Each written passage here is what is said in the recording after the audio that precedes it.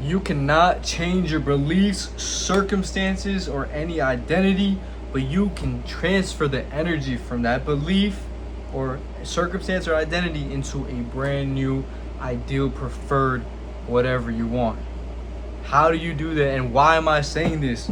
So I've been talking a lot about the foundation of who we are, but there's a lot of books just talking about how you can just transfer your energy in one belief and put it into another.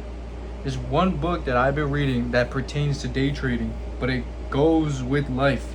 It is literally side by side with everything that I know and that I've learned through YouTube and through this manifestation community. They dive right into it, saying that your beliefs are always there. Your beliefs cannot be changed, because if you're trying to change something, right? If you're like trying to change something by like maybe ignoring it, or like trying to force your way by changing, like you're gonna be like thinking about something else, but you're ignoring that belief that's like just pounding in your head, or it's just facing right in front of you. They're gonna be like knocking at your door, like, why are you ignoring me? Why are you ignoring me? It's like right up in your face. And you're going to be like, hey, why is nothing working? Why is nothing changing? This is where, right? This is where you need to recognize that you can't change the belief. You must accept that it is what it is. And how you accept that is remembering you're one with God. You're all that is.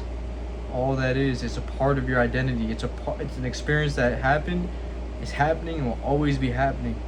But what the book stated that was very important, he gave an example about when he was younger, and us too, right? We believed in Santa Claus, right? We believed in Santa Claus. Every time we heard Santa Claus, if our parents said that Santa Claus was upstairs or like on the roof, we believed it. We hurried upstairs, trying to look outside the window to see it, right? See him. But then as we got older, that belief was drained of its energy and transferred into the new belief that Santa Claus does not exist, and it was just for fun, right? So yes, it's super basic, and we all acknowledge that that happened to most of us. Maybe some of you believe Santa Claus still, but we all acknowledge that that happened. That energy transfer from knowing and believing in Santa Claus was put into thinking Santa Claus doesn't exist, right? And that your memory of thinking about remembering Santa Claus is now under the perception that, yeah, that memory is there, but under the main perception that I don't identify with it. Like, obviously you're not thinking about Santa Claus and be like, yeah, I don't identify with that young me who believed in Santa Claus. No, it's like you think of Santa Claus and you're like, oh yeah, like that was a good time. Doesn't exist. Maybe you just don't even think much of it. Like, you just know he doesn't exist, and that's your identity. But that's your perception on that experience. So we can see how that energy shift just transferred, right? By how our perception unfolded, right? Our perception unfolded from believing in Santa Claus to not believing in Santa Claus anymore. Our perception on that experience is everything.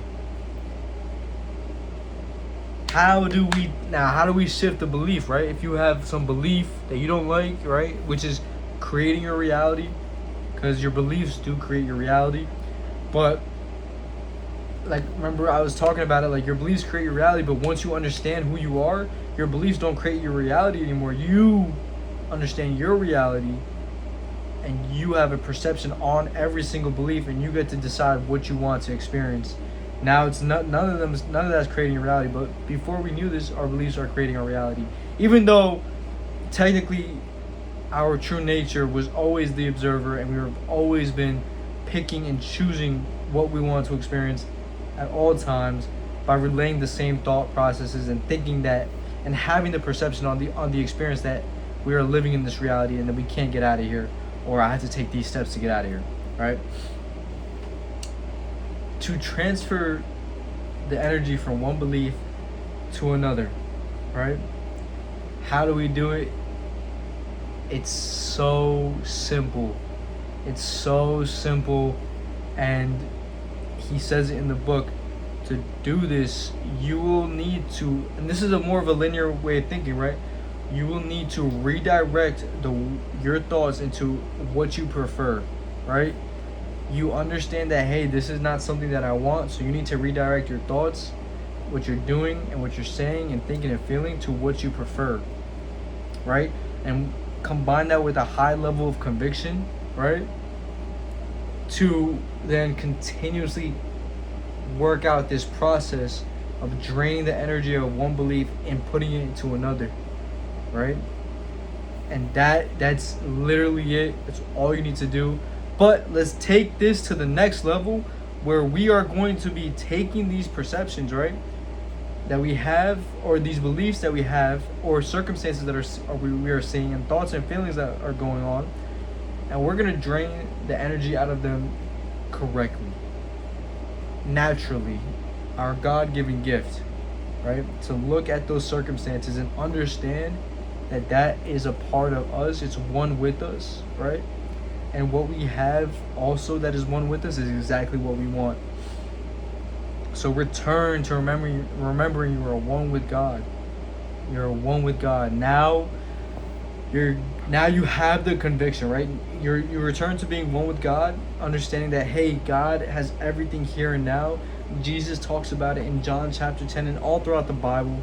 The Bhagavad Gita talks about it all the whole time. The whole time the Bhagavad Gita talks about it. But remember yourself as one with God. Now you have the conviction that everything is right here, right now. Now you have the conviction that your perception, any thought that you have right now, like, that is reality. Like, that is a reality I'm living in, right? Like, that thought is a thought, or that vision is a vision from God as God, you know? So now you have the conviction knowing that, hey, I'm one with God, so this is reality. What I desire, when I have that thought, when I have that awareness of what I desire, like, that is me living it right now. So now you can accept and allow all the circumstances that you don't want or you don't prefer, thoughts and feelings and beliefs that you don't prefer. You can allow that to be there, because you understand that if you're one with God and you're all that is, you have the good sheep, the sheep that listen to you, always listen to you and follows you, mixed in with the sheep that you don't prefer. But God gave you the authority to be above it, to either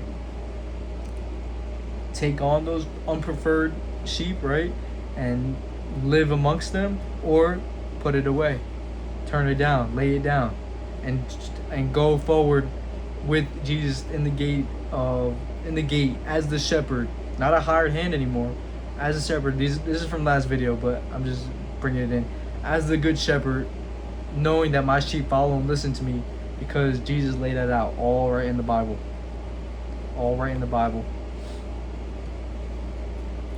Now you start redirecting your thoughts. Now you start redirecting your feelings, and get used to the visions that you see in your head, like imagining you being your ideal self, or having those ideal thoughts and the beliefs, and you're envisioning it with a high level of conviction, knowing that you are actually one with God. You're not trying to envision it. You're not trying to get there anymore. You know that you are there. And a big thing that they talked about in this book, right, is having a carefree state of mind. You know how they say manifest by doing nothing? How you manifest by doing nothing is to understand this foundation, which then drops down a veil on top of you. I'm just saying some bullshit. Drops down a veil on top of you to where you have a carefree state of mind. But when you understand all this, when you embed it into who you are and embody it, now you have a carefree state of mind, because you are looking out there, being or declaring what you want, right, and allowing everything to be there, and not care if it's there or not, because you know you already have it, and you are speaking it. Now you are envisioning it. Now you are embodying it. Now you're living it. And now you're strong. Your sense of self is walking through this circumstance and this appearance. You're judging righteously. That's your sense of self now. Judging righteously, being the person that you've always wanted to be, living amongst the bad flock and bad sheep, knowing that it's always there, it's always gonna be there, but my sheep, my desires, my what I prefer follows me, and is there right here, right now, because there's only one. There's one shepherd and one flock. One shepherd and one flock. It's just you and every single identity and reality happening right here, right now, for you to choose from.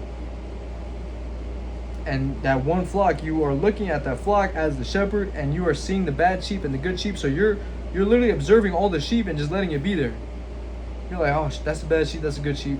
Okay, that's it.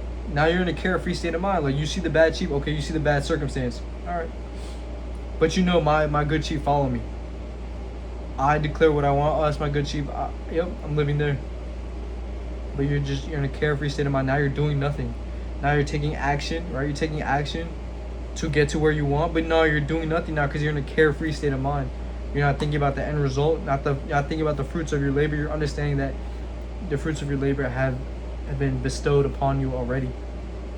And that is how you transfer, that is literally how you transfer energy from one belief to another, is by understanding that concept, embedding that knowing that you're one with God. That now you have the high level of conviction, right? See how he said to transfer the energy to get from one belief to another is redirecting your thoughts with a high level of conviction, right? And he was saying, like, it might take years, and years of focus and mastery. Maybe something happened to you where now you just have to lock in. Like, I feel like that happened to me, but like, then again, I'm bringing that memory up right now, so I can decide to identify with that memory, right? Or come back to being one with God. Look at that memory as a part of all that is. That, hey, what happened? Like, what happened is a part of all that is. It's always happening. It's always there. It's amongst the bad sheep in the flock. But I know everything's happening right here, right now. So I'm gonna choose the good sheep, and my good sheep follow me. And the memories that I want to choose, I'm gonna choose that. Hey, this is what my past really was. My good sheep follow me, so that's my memories. I know that's my memories because that's who I decide to be. You don't have to tell anybody. You do not have to tell nobody. You do not have to express this out loud to the public eye. But if you do that, right, it doesn't matter. It doesn't matter. It's your understanding that, hey, nothing outside of me matters. Besides my perception on every single experience, identity, and everything happening around me. What's my perception? I'm perceiving the world as one with God. Knowing that I can shift my beliefs from one belief to another, and I'm not changing anything, not changing any belief, not being like, why is this belief there? Not trying to discard the belief, right? Because then now you're focusing on a reality of trying to get rid of a belief instead of, okay, I allow this belief to be there, and now I'm in a carefree state of mind knowing that, hey, that belief is there, but also the belief that I want is also there too, and that's what I'm gonna choose to be. Guys, this was a phenomenal video. Tune in for the next video. My socials is gonna be in the description. We are killing it. Everything's unfolding perfectly. I'm living the most amazing life right now. So cheers to that. Oh, my lights came out. Cheers to that. You guys have a wonderful day, because you're always having a wonderful day, and stay blessed.